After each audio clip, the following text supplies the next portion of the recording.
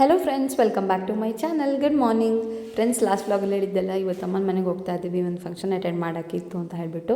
So ಅದರ continuation vlog ಆಗಿರುತ್ತೆ ಇದು. ಬನ್ನಿ ಇವತ್ತಿನ ವ್ಲಾಗ್ ಹೇಗಿರುತ್ತೆ ಅಂತ ನೋಡೋಣ. ಇವಾಗ ನಾವು ಸಂಜೆ ಮನೆಯಿಂದ ಹೊರಡಬೇಕಾದ್ರೇ ಒಂದು 6:30 ಹತ್ತಿರ ಆಗಿಬಿಟ್ಟಿತ್ತು. ಸೊ ಇವಾಗಂತೂ ಕತ್ಲಾಗೋದು ತುಂಬಾ ಲೇಟು, ಮಳೆ ಕೂಡ ಚೆನ್ನಾಗಿ ಬರ್ತಾಯಿತ್ತು ಇವತ್ತು. ಸೊ ಹಾಗೆ ನಾವು ಕೂಡ ಹೊರಟ್ವಿ. ಇನ್ನೇ ನಮ್ಮ ಮನೆ ಕೂಡ ರೀಚ್ ಆದ್ವಿ. ಇಲ್ಲಿ ಬರ್ತಾ ಅಂತೂ ನೋಡೋಕ್ಕಂತೂ ತುಂಬ ಚೆನ್ನಾಗಿ ಕಾಣಿಸ್ತಾ ಇತ್ತು ಆಯಿತಾ ವ್ಯೂ. ಆಕಾಶ ಅಂತೂ ನೋಡಿ ಎಷ್ಟು ಚೆನ್ನಾಗಿ ಕಾಣಿಸ್ತಾ ಇದೆ ಅಂತ. ಒಂದು ಸಂಜೆ ಹೊತ್ತಲ್ಲಂತೂ ಈ ಥರ ಆಕಾಶ ನೋಡೋದೇ ಒಂಥರ ಚೆನ್ನಾಗಿರುತ್ತೆ. ಸೊ ಹಾಗೆ ನಾವು ಕೂಡ ಅಮ್ಮ ಮನೆ ಹತ್ರ ರೀಚ್ ಆದ್ವಿ. ನಮಸ್ತೆ, ಹೇಳಿ ಸರ್. ಓಕೆ, ಹೇಳಿ. ಮಗಳಿಗಂತೂ ಸಿಕ್ಕಾಪಟ್ಟೆ ಖುಷಿ, ಅಜ್ಜಿ ಮನೆಗೆ ಹೋಗ್ತಾ ಇದ್ದೀವಿ ಅಂತ. ಬಿಕಾಸ್ ನಾವು ಎಕ್ಸ್ಪೆಕ್ಟೇ ಮಾಡಿರಲಿಲ್ಲ ಇವತ್ತೇ ಹೋಗ್ತಾ ಇದ್ದೀವಿ ಅಂತ ಹೇಳ್ಬಿಟ್ಟು. ಹಾಗಾಗಿ ಅವಳಂತೂ ತುಂಬಾ ಖುಷಿಪಟ್ಲು. ಹಾಗೆ ಇವಾಗ ನೋಡಿ ರೀಚ್ ಆದ್ವಿ ನಾವು ಕೂಡ. ನಿನ್ನೆ ಕೊಡೆ ಬಾಕಿ ಆಗಿತ್ತ,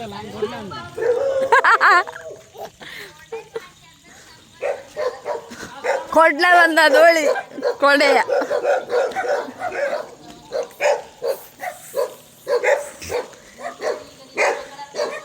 ಅಮ್ಮ ಮನೆಗೆ ಬಂದ್ರಂತೂ ಮಾತಾಡಿನೇ ಮುಗಿಯೋದಿಲ್ಲ. ಸೊ ಬಂದಿದ್ದ ತಕ್ಷಣ ನಾವಂತೂ ಎಲ್ಲರೂ ಎಷ್ಟು ವಿಷಯಗಳಿರುತ್ತೆ ಅದನ್ನೆಲ್ಲ ಒಂದೇ ಸಲಿಗೆ ಮಾತಾಡಿ ಮುಗಿಸ್ಬಿಡ್ತೀವಿ.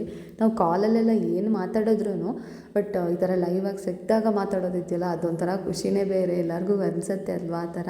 ಸೊ ನಾವು ಯಾವತ್ತೂ ಅಷ್ಟೇ ಫೋನಲ್ಲಿ ಮಾತಾಡೋದಕ್ಕಿಂತ ಜಾಸ್ತಿ ನನಗೆ ಈ ಥರ ಲೈವಲ್ಲಿ ಸಿಕ್ಕಿದಾಗ ಮಾತಾಡೋದೇ ಜಾಸ್ತಿ ಖುಷಿ ಅನಿಸುತ್ತೆ. ಆ್ಯಂಡ್ ನಾನು ಎಷ್ಟೊಂದು ವಿಷಯಗಳನ್ನು ಅವಾಗ ಹೇಳ್ಕೊಳ್ತೀನಿ. ಅಂದರೆ ಕಾಲಲ್ಲಿದ್ದಾಗ ಏನೂ ಮಾತಾಡೇ ಇರಲ್ಲ. ಆ್ಯಂಡ್ ಅಣ್ಣ ತಂಗಿ ಮಾತ್ರ ಅವ್ರದ್ದೇ ಲೋಕದಲ್ಲಿ ಫುಲ್ ಬ್ಯುಸಿ ಆಗಿಬಿಟ್ಟಿದ್ದಾರೆ. ಆಟ ಆಡೋಕ್ಕಂತೂ ಅವ್ರಿಗಂತೂ ಸಿಕ್ಕಾಬಿಟ್ಟೆ ಖುಷಿ ನೋಡಿ. ಇವತ್ತು ಆ್ಯಕ್ಚುಲಿ ನಾವು ಬರೋದು ಯಾರೂ ಎಕ್ಸ್ಪೆಕ್ಟ್ ಮಾಡಿರಲಿಲ್ಲ. ನಾನೇನು ಕಾಲ್ ಮಾಡಿ ಕೂಡ ಹೇಳಿರಲಿಲ್ಲ ಅಮ್ಮನ ಹತ್ರ. ಸೊ ಹಾಗಾಗಿ ಅವರು ಕೂಡ ನಾವು ಬರ್ತೀವಿ ಅಂತ ಗೊತ್ತೇ ಇರಲಿಲ್ಲ. ಸಾಮಾನ್ಯವಾಗಂತೂ ಸಿಕ್ಕಾಪಟ್ಟೆ ಖುಷಿ ಆಯಿತು. ಬಿಕಾಸ್ ತಂಗಿ ಬಂದಲ್ವಾ, ಸೊ ಸ್ವಲ್ಪ ಹೊತ್ತಾದರೂ ಆಟ ಆಡ್ಬೋದು ಅಂತ ಹೇಳಿಬಿಟ್ಟು. ಸೊ ಅವರಿಬ್ಬರಂತೂ ಚೆನ್ನಾಗಿ ಆಟ ಆಡ್ಕೊಂಡು ಎಂಜಾಯ್ ಮಾಡ್ತಾ ಇದ್ದಾರೆ. ಆ್ಯಂಡ್ ನಾವೂ ಅಷ್ಟೇ ಇಲ್ಲಿ ಮಾತಾಡಿಕೊಂಡು ಸ್ವಲ್ಪ ಹೊತ್ತು ಟೈಮ್ ಸ್ಪೆಂಡ್ ಮಾಡಿದ್ವಿ. ಆ್ಯಂಡ್ ಮನೆ ಶಿಫ್ಟಿಂಗ್ ಕೆಲಸಗಳು ಕೂಡ ಸ್ವಲ್ಪ ನಡೀತಾ ಇತ್ತು. ಸೊ ಅದು ಕಂಪ್ಲೀಟಾಗಿ ಮುಗ್ದಿರಲಿಲ್ಲ ಇನ್ನು. ಹಾಗೆ ಇನ್ನೂ ಒಂದು ಸ್ವಲ್ಪ ಟೈಮ್ ಬೇಕು ಅಂತ ಹೇಳ್ತಾ ಇದ್ವಿ ಕೂಡ.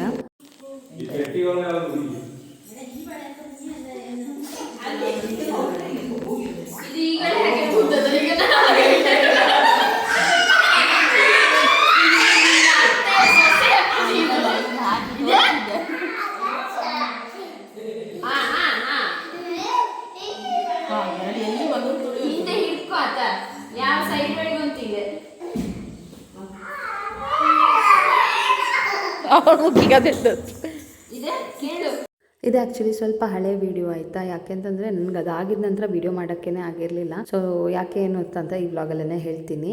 ಆ್ಯಂಡ್ ಅದಾಗಿದ್ದ ನಂತರ ನೆಕ್ಸ್ಟ್ ಡೇ ಮಾರ್ನಿಂಗ್ ನಾನು ಇವಾಗ ವೀಡಿಯೋ ಮಾಡ್ತಾ ಇರೋದು. ಅಮ್ಮ ಅಪ್ಪ ಎಲ್ಲ ಬೆಳಗ್ಗೆ ಸ್ವಲ್ಪ ಬೇಗನೆ ಹೋಗಿದ್ರು. ಅಪ್ಪ ಅಮ್ಮನೆಲ್ಲ ಡ್ರಾಪ್ ಮಾಡಿ ಬರ್ತೀನಿ ಅಂತ ಹೇಳಿ ಹೋಗಿದ್ರು. ಸೊ ಅದಾಗಿದ್ದ ನಂತರ ಕೆಲಸದವರೆಲ್ಲ ಬಂದ ನಂತರ ಮತ್ತೆ ಒಂದು 10 ಗಂಟೆ ಹಂಗೆ ವಾಪಸ್ ನಾವು ಹೊರಡೋದು ಅಂತ ಅಂದ್ಕೊಂಡಿದ್ವಿ. ನಾನು ತಮ್ಮ ಮತ್ತು ಅಪ್ಪ ಕೂಡ ಇನ್ನೇನು ಸ್ವಲ್ಪ ಹೊತ್ತಲ್ಲೇ ಬರ್ತಾರೆ. ಸೊ ಹಾಗಾಗಿ ಇವಾಗ ನಮ್ಮ ತಿಂಡಿ ನಡೀತಾ ಇದೆ. ಸೊ ಇವತ್ತು ಸ್ವಲ್ಪ ಟೊಮೆಟೊ ಬಾತ್ ಮಾಡಿದ್ದೆ. ಆ್ಯಂಡ್ ಅಮ್ಮ ಸ್ವಲ್ಪ ಬೆಳಗ್ಗೆ ಬೇಗ ಹೋಗೋದ್ರಿಂದ ನಾನೇ ಮಾಡ್ತೀನಿ, ಆಮೇಲೆ ನಂತರ ನಿಧಾನಕ್ಕೆ ಮಾಡ್ಕೊತೀನಿ ಅಂತ ಹೇಳಿದ್ದೆ. ಸೊ ಹಾಗಾಗಿ ಅವ್ರು ಕೂಡ ಆರಾಮದಲ್ಲಿ ಹೋಗ್ಬೋದು ಅಲ್ವಾ. ಹಾಗಾಗಿ ಆ್ಯಂಡ್ ಅದಾಗಿದ್ದ ನಂತರ ನೋಡಿ ಇಲ್ಲಿ ನಮ್ಮ ಮನೆಯಲ್ಲಿ 2 ಡ್ಯಾಶ್ ಮರಿಗಳಿತ್ತು. ಇವಾಗಂತ ಇಲ್ಲಿಗೆ ಬಂದಾಗೆಲ್ಲ ಇದನ್ನು ಮುದ್ದು ಮಾಡೋದೇ ಅವಳಿಗೆ ಒಂದು ದೊಡ್ಡ ಕೆಲಸ. ಸೊ ಅದಂತೂ ಸುಮ್ಮನೆ ಕುತ್ಕೊಂಡ್ಬಿಡುತ್ತೆ. ಕೈಯಿಂದ ಕೆಳಗಡೆ ಬಿಟ್ಟರೆ ಮಾತ್ರ ಆ ಕಡೆಯಿಂದ ಈ ಕಡೆ ಓಡಾಡುತ್ತಲ್ವ, ಅವಾಗಂತೂ ಅವಳಿಗೆ ಸಿಕ್ಕಾಪಟ್ಟೆ ಭಯ ಆಗುತ್ತೆ. ಅದು ಬಿಟ್ಟು ಹಿಂಗೆ ಇಟ್ಕೊಂಡಿದ್ರೆ ಅಂತೂ ಎಷ್ಟೊತ್ತಿಗಾದ್ರೂ ಅದನ್ನು ಮುಟ್ಕೊಂಡು ಮತ್ತು ಆಡಿಸ್ಕೊಂಡಿರ್ತಾಳೆ. ಏನೇ ಶುಬ್ಬಿ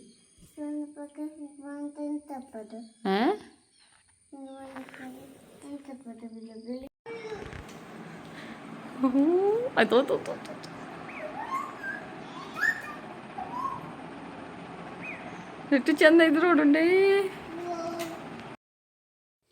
ಹಾಗೆ ನಾನು ಕೂಡ ರೆಡಿ ಆದೆ. ಇನ್ನೇನು ಅಪ್ಪ ಕೂಡ ಹೊರಡೋಣ ಅಂತ ಹೇಳಿದರು ಅಲ್ವಾ. ಸೊ ಹಾಗಾಗಿ ಆ್ಯಂಡ್ ಒಂದು ಸ್ವಲ್ಪ ಟೀ ಇಟ್ಟಿದ್ದೆ ಕೆಲಸದವ್ರಿಗೆ ಅಂತ ಹೇಳಿಬಿಟ್ಟು. ಸೊ ಅದನ್ನು ಒಂದ್ಸಲ ಕುದಿಸ್ಬಿಟ್ಟು ಹೊರಗಡೆ ಇಡಬೇಕು.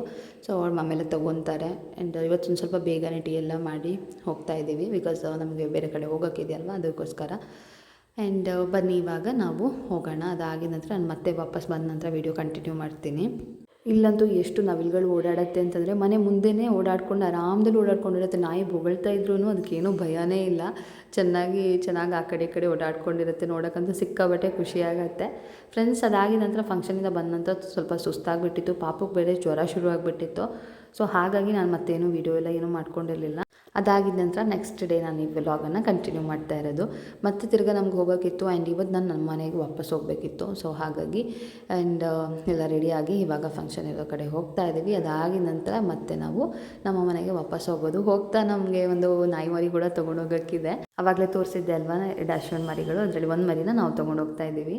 ಸೊ ನೋಡಿ ಇವಾಗ ತೊಗೊಂಡೋಗೋಕ್ಕೆ ಅಂತ ಬಂದಿದ್ದೀವಿ ಕೂಡ. ಫಂಕ್ಷನ್ ಎಲ್ಲ ಮುಗಿಸ್ಕೊಂಡು ಮನೆಗೆ ಹೋಗೋವಾಗ ಇದನ್ನು ಕರ್ಕೊಂಡು ಹೋಗೋಣ ಅಂತ.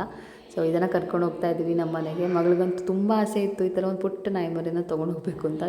ಸೊ ಫೈನಲಿ ಇವತ್ತು ಅದನ್ನು ತೊಗೊಂಡು ಹೋಗ್ತಾ ಇದ್ದೀವಿ. ಆ್ಯಂಡ್ ಬನ್ನಿ ನೆಕ್ಸ್ಟ್ ನಾನು ವ್ಲಾಗ್ ಕಂಟಿನ್ಯೂ ಮಾಡ್ತೀನಿ. Hello friends, welcome back to my channel. Good morning friends. ಇವಾಗ ಆವಾಗಲೇ ನಾನು ಹೇಳಿದ್ದೆ ಅಲ್ವಾ ಒಂದಷ್ಟು ವಿಷಯಗಳನ್ನು ಶೇರ್ ಮಾಡಬೇಕು ಅಂತ ಹೇಳ್ಬಿಟ್ಟು. ಯಾಕೆ ವೀಡಿಯೋಸ್ ಆಗ್ತಿಲ್ಲ ಅಂತ ಕಮೆಂಟ್ ಕೂಡ ಮಾಡ್ತಾಯಿದ್ರಿ. ಸೊ ವೀಡಿಯೋಸ್ ಹಾಕೋಕ್ಕೆ ಮೇನ್ ರೀಸನ್ ಏನು ಅಂತಂದರೆ 1 ವೀಕಿಂದ ನಾನೇನೋ ಹಾಕೇ ಇರಲಿಲ್ಲ, ಶೂಟ್ ಮಾಡ್ಕೊಂಡಿರಲಿಲ್ಲ. ಸೊ ಹಾಗಾಗೇನೂ ಹಾಕಿಲ್ಲ. ಅದಾಗಿದ ನಂತರ ಮತ್ತೆ ಪಾಪಗೆ ಹುಷಾರಿರಲಿಲ್ಲ. ಸೊ ಒಂದು ಫಂಕ್ಷನ್ಗೆ ಹೋಗಿದ್ವಿ ಅಲ್ವಾ. ಸೊ ಅದಾಗಿದ್ದು ನಾನು ಮನೆಗೆ ಬರೋಕ್ಕಿಂತ ಮುಂಚೆನೇ ಅವಳಿಗೆ ಜ್ವರ ಶುರು ಆಗಿಬಿಟ್ಟಿತ್ತು. ಸೊ ಜ್ವರ ಶುರುವಾಗಿತ್ತು, ಅದು ಸಂಡೇ ಬೇರೆ. ಸೊ ನೆಕ್ಸ್ಟ್ ಡೇ ಮಂಡೇ ಅಲ್ವಾ. ಸೊ ಜ್ವರಕ್ಕೆ ನಾನೇನಿತ್ತು ಮೆಡಿಸಿನ್ ಅದೇ ಕೊಟ್ಬಿಟ್ಟೆ.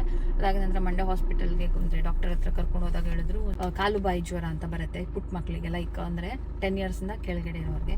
ಸೊ ಆ ಥರ ಒಂದು ಜ್ವರ ಬರುತ್ತೆ. ಸೊ ಅದಿದ್ದು ಅಂತ ಹೇಳಿದ್ರು. ಇದರಲ್ಲಿ ಏನಾಗುತ್ತೆ ಅಂತಂದರೆ ಕೈಗಳು ಮತ್ತು ಕಾಲಿನಡಿ ಎಲ್ಲ ಸ್ವಲ್ಪ ಗುಳ್ಳೆಗಳೆಲ್ಲ ಬೀಳುತ್ತೆ, ಬಾಯಿನಲ್ಲಿ ಎಲ್ಲ. ಸೊ ತುಂಬಾ ಕಷ್ಟ ಇದೆ ಆಯಿತಾ ಮಕ್ಕಳನ್ನ ನೋಡ್ಕೊಳ್ಳೋದು ಆ ಟೈಮಲ್ಲಿ. ತುಂಬ ತುರಿಕೆ, ಆಮೇಲೆ ನೋವು, ಗಂಟ್ಲು ನೋವು ಎಲ್ಲನೂ ಇರುತ್ತೆ. ಆ್ಯಂಡ್ ಅದ್ರ ಜೊತೆಗೆ ಅವಳನ್ನು ಹುಷಾರಾಗಿ ನೋಡ್ಕೋಬೇಕು ಅಲ್ವಾ. ತುರಿಸ್ದೇ ಇರುತ್ತಲ್ಲ, ಆ ಗುಳ್ಳೆಗಳೆಲ್ಲ ಹೊಡೆದ್ರೆ ಆಮೇಲೆ ಮತ್ತೆ ಅದು ನೋವು ಕೂಡ ಜಾಸ್ತಿ ಇರುತ್ತೆ. ಅದಕ್ಕೋಸ್ಕರ ಹಾಗಾಗಿ ನಾನೇನು ವೀಡಿಯೋಸ್ ಎಲ್ಲ ಏನೂ ಮಾಡ್ಕೊಂಡಿಲ್ಲ. ಇವಾಗ ಡಾಕ್ಟರ್ ಹತ್ರ ಹೋಗ್ತಾ ಇದ್ದೀವಿ. ಅವಳಿಗೆ ಸ್ವಲ್ಪ ಇವಾಗ ಜ್ವರ ಎಲ್ಲ ಕಡಿಮೆ ಆಗಿದೆ, ಬಟ್ ಆ ಗುಳ್ಳೆಗಳೆಲ್ಲ ಇದೆ ಇನ್ನು. ಸೊ ಅದು ಕಡಿಮೆ ಆಗೋಕ್ಕೆ ಟೈಮ್ ತೊಗೊಳುತ್ತೆ. ಸೊ ಇವಾಗ ಮೆಡಿಸಿನ್ ಇನ್ನೇನು ಬೇಕಾ, ಕಂಟಿನ್ಯೂ ಮಾಡಬೇಕಾ, ಏನು ಎತ್ತ ಅಂತ ಕೇಳಬೇಕು ಅಂತ ಹೇಳ್ಬಿಟ್ಟು ಇವಾಗ ಹೊರಟಿದ್ದೀವಿ. ಆ್ಯಂಡ್ ಈ ಥರ ಜ್ವರ ಎಲ್ಲ ಇದ್ದರೆ ಮಕ್ಕಳನ್ನ ಸ್ಕೂಲ್ಗಾಗಿರ್ಬೋದು ಎಲ್ಲೂ ಕಳಿಸ್ಬೇಡಿ, ಬಿಕಾಸ್ ಅದು ಸ್ಪ್ರೆಡ್ ಆಗುತ್ತೆ. ಎಲ್ಲೂ ಕರ್ಕೊಂಡು ಹೋಗ್ಬೇಡಿ. ಸೊ ಆದಷ್ಟು ಮನೆಯಲ್ಲೇ ಇದ್ದು ರೆಸ್ಟ್ ಮಾಡಿ, ಅದು ಕಡಿಮೆ ಆಗಬೇಕು. ಆ್ಯಂಡ್ ಎಲ್ಲಾದರೂ ಕರ್ಕೊಂಡು ಹೋದರೆ ಬೇರೆ ಮಕ್ಳಿಗೂ ಅದು ಈಸಿಯಾಗಿ ಸ್ಪ್ರೆಡ್ ಆಗುತ್ತೆ ಥ್ರೂ ನಮ್ಮ ಸಲೈವಿಂದ, ಎಂಜಲಿಂದ ಸ್ಪ್ರೆಡ್ ಆಗುತ್ತೆ. ಆ್ಯಂಡ್ ಆ ಗುಳ್ಳೆಗಳು ಹೊಡೆದ್ರೆ ಅದರಲ್ಲಿರುವಂಥ ಇದರಿಂದ ಕೂಡ ಸ್ಪ್ರೆಡ್ ಆಗುತ್ತೆ ಅಂತ ಹೇಳ್ತಾರೆ.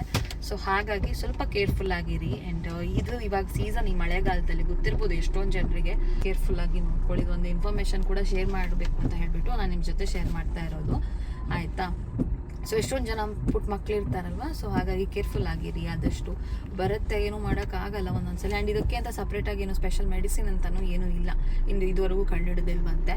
ಸೊ ಹಾಗಾಗಿ ಸ್ವಲ್ಪ ಜಾಗ್ರತೆಯಿಂದ ಇರಿ. ಇದು ನಿಮಗೆ ಎಲ್ಲಾದರೂ ಈ ಥರ ಇದೆ ಅಂತಂದರೆ ಕೂಡಲೇ ಮೆಡಿಸಿನ್ ತೊಗೊಳ್ಳಿ, ಆಯಿತಾ. ಮಕ್ಕಳ ಡಾಕ್ಟರ್ ಕೂಡ ಹಂಗೆ ಹೇಳಿದ್ರು, ಬೇರೆಲ್ಲೂ ಹೋಗಬೇಡಿ, ಮನೆಯಲ್ಲೇ ಇರಲಿ ಅಂತ ಹೇಳ್ಬಿಟ್ಟು.